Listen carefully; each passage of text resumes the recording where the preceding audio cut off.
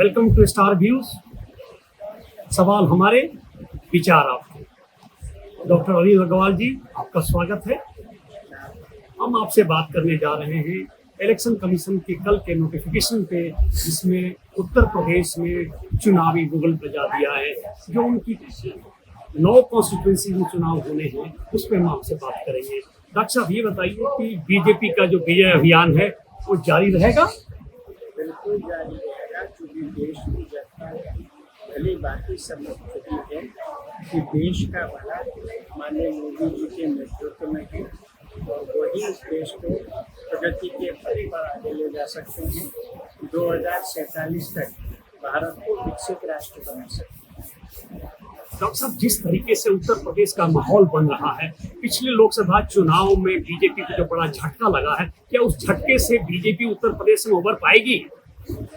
देखिए, पिछली बार की अगर आप देखें तो हम लोग उम्मीद की अपेक्षा उतनी नहीं जीत पाए, लेकिन अगर हमारा प्रदेश संगठन माननीय मोदी जी के किए हुए कामों को नीचे तक मजबूती से पहुंचा पाता तो स्थितियाँ दूसरी होती और हम लोग वही जो हमारे संकल्प, मुझे लगता है हम लोग 70 से 75 सीटें जीत सकते हैं। सब जिस तरह से असेंबली के चुनाव होने हैं, समाजवादी पार्टी भी कमर कस चुकी है और उन सीटों में समाजवादी पार्टी का वर्चस्व काफी दिख रहा है। इस वर्चस्व को बीजेपी कैसे ध्वस्त करेगी? बीजेपी जो राजनीति करती है वो विकास की राजनीति करती है। समाजवादी पार्टी जाति की धर्म की ये सब देश की जनता, प्रदेश की जनता बहुत बुद्धिमान हो चुकी है और वो लोग अब विकास के लिए वोट करते हैं, न कि जाति और धर्म के आधार पर वोट करते हैं। जिस तरीके से उत्तर प्रदेश में दंगाई एक्टिविटी हो रही है, बहराइच को में जल रहा है बहराइच, इसको आपको नहीं लग रहा है कि भाजपा को कहीं न कहीं सेटबैक आ रहा है, कानून व्यवस्था के प्रति प्रश्नवाचक चिन्ह उठाया जा रहा है?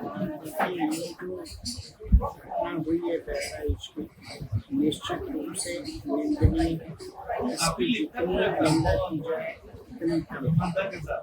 जिस व्यक्ति क्या उसमें मृत्यु हुई है उसके परिवार के प्रति व्यक्ति संवेदना, लेकिन इसमें अब ये सुनने में आ रहा है कि ये जानबूझकर रची गई एक योजना थी, जिसके तहत षड्यंत्र के तहत ये सब किया गया ताकि उत्तर प्रदेश की भाजपा सरकार को बदनाम किया जा सके।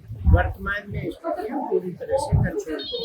डॉक्टर साहब, जिस तरीके से कानून व्यवस्था मजबूत है, इसका डंका उत्तर प्रदेश में बजता है कि योगी आदित्यनाथ ने कानून व्यवस्था को कंट्रोल कर लिया है। ऐसी आवाज जहां से निकल रही है, वहां पे बहराइच जैसी घटना होना क्या एक संदेह की स्थिति नहीं पैदा करता है? लगभग योगी जी की सरकार को 7.5 वर्ष हो गए। ये पहली घटना है जिसको माननीय मुख्यमंत्री जी ने बहुत ही सीरियसली लिया है और एडीजी लॉ एंड ऑर्डर स्वयं मौके पर थे, सेक्रेटरी खुद मौके पर थे और जिन लोगों ने कोताही दिखाई अपनी ड्यूटी बरतने में, उनके खिलाफ कार्रवाई की गई। क्योंकि डॉक्टर साहब, आप राज्यसभा में भी रहे हैं और बहुत प्रखर वक्ता रहे हैं राज्यसभा में, तो मैं एक बात जानना चाहता हूं कि जिस तरीके से इलेक्शन कमीशन ने महाराष्ट्र के चुनाव का भी अनाउंस किया है, तो क्या लग रहा है महाराष्ट्र में कुछ कमल खिलेगा? निश्चित रूप से कमल खिलेगा। आप देखिएगा कि भारतीय जनता पार्टी महाराष्ट्र दोनों में बहुत अच्छा प्रदर्शन करेगी, सरकार बनाएगी और आप देखिए हरियाणा की जनता ने जिस प्रकार से भारतीय जनता पार्टी के पक्ष में वोट दी, वही लहर झारखंड और महाराष्ट्र में भी है। अब हरियाणा के रिजल्ट के बाद ऐसा लग रहा है कि आरएसएस की भूमिका बिल्कुल सकारात्मक हो गई है बीजेपी के लिए। इस पे क्या कहना चाहेंगे? उनकी भूमिका हमेशा ही सकारात्मक रहेगी। आरएसएस एक ऐसा संगठन है जो समाज के लिए बहुत अच्छे काम करता है, विकास की सोच रखता है, गरीब लोगों की, जरूरतमंद लोगों की मदद करता है। सब उत्तर प्रदेश में जो लीडरशिप में आपसी अंदरूनी कंट्राडिक्शन है, उसको क्या पार्टी सॉल्व करने में सक्षम नहीं है, जिसका प्रदर्शन लोकसभा चुनाव में हुआ और लोकसभा चुनाव के बाद हुआ, सारे लोगों को दिल्ली बुलाया जा रहा था, तलब किया जा रहा था, लोग आ रहे थे। तो आपको लग रहा है जो विरोधाभास पार्टी में था वो शांत हुआ है, टिकट का डिस्ट्रीब्यूशन फेयर होगा? लोकतांत्रिक व्यवस्था में विचारों में मतभेद होना स्वाभाविक है, लेकिन सबका एम एक ही है कि प्रदेश विकास की राह पे बढ़े और 2047 तक माननीय मोदी जी के नेतृत्व में भारत को विकसित राष्ट्र बनाए। डॉक्टर साहब देखिए, ये एक नारा है कि 2047 तक भारत को विकसित राज्य बनाना है, विकसित देश बनाना है, लेकिन ग्राउंड रियलिटी तो कहीं और है। गरीबी में हम नीचे जा रहे हैं। अभी अंतर्राष्ट्रीय एक डाटा जारी हुआ था जिसमें भूखमरी में सबसे ज्यादा भारत में बात आई है, 105 नंबर पर भारत था। इन डाटा को चैलेंज करता हूँ। ये कुछ देशों के द्वारा साजिश रची जाती है जिसमें भारत को बदनाम किया जाता है। जिस देश में सरकार पिछले कई वर्षों से मुफ्त अनाज दे रही है गरीबों को, तो वहाँ पे भूखमरी की स्थिति पैदा हो ही नहीं सकती। भारत में आप अगर देखिए पर कैपिटा इनकम बढ़ रही है, भारत की जो स्थिति है इकोनॉमिकली वो स्ट्रांग हो रही है। बहुत जल्दी हम 5वें स्थान से मोदी जी के नेतृत्व में तीसरे स्थान पर पहुंचने जा रहे हैं। तो डॉक्टर साहब, जैसा कि अंतर्राष्ट्रीय परिदृश्य दिख रहा है, अभी महाराष्ट्र में एनसीपी के वरिष्ठ नेता की हत्या कर दी गई। अंतर्राष्ट्रीय प्रतिक्रिया काफी कड़ी आई है इसके ऊपर।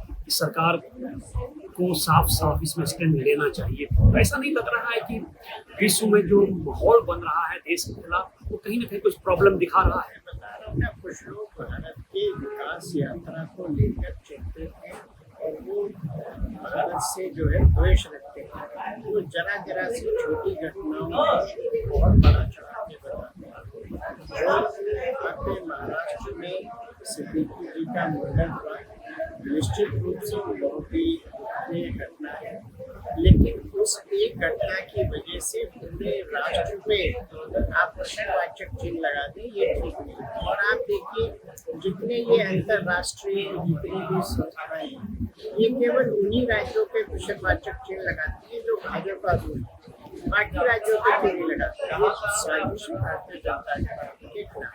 डॉक्टर साहब, एक जुड़ा हुआ सवाल और है। आज जम्मू कश्मीर में बरसों बाद चुनाव हुए थे, रिजल्ट आया और मुख्यमंत्री का शपथ ग्रहण लिया गया। उमर अब्दुल्ला मुख्यमंत्री बने। 370 भारतीय जनता पार्टी ने वहां हटाया और एक नई परिदृश्य सामने आई, लेकिन बीजेपी वहां सरकार बनाने में बिल्कुल विफल रही। तो क्या लग रहा है कि बीजेपी अपने मुद्दे को वहां पे कम्युनिकेट नहीं कर पाई, जिसकी वजह से एनसी की सरकार बनी, इंडिया गठबंधन की सरकार बनी? सबसे पहले तो मैं मुख्यमंत्री जी को बधाई देता हूं कि वो जम्मू कश्मीर में जो माननीय मोदी जी के नेतृत्व में विकास का काम होना शुरू हुआ है उसको आगे बढ़ाए। दूसरा, जम्मू कश्मीर में भी हमारा वोटिंग परसेंटेज बढ़ा है। वहाँ की परिस्थितियाँ कुछ अलग प्रकार से हैं, आप उसको समझते हैं। मुझे लगता है उसके बारे में बहुत ज़्यादा कहना उचित नहीं होगा, लेकिन आने वाले समय में निश्चित रूप से विकास की राजनीति और वहाँ भी हम सरकार।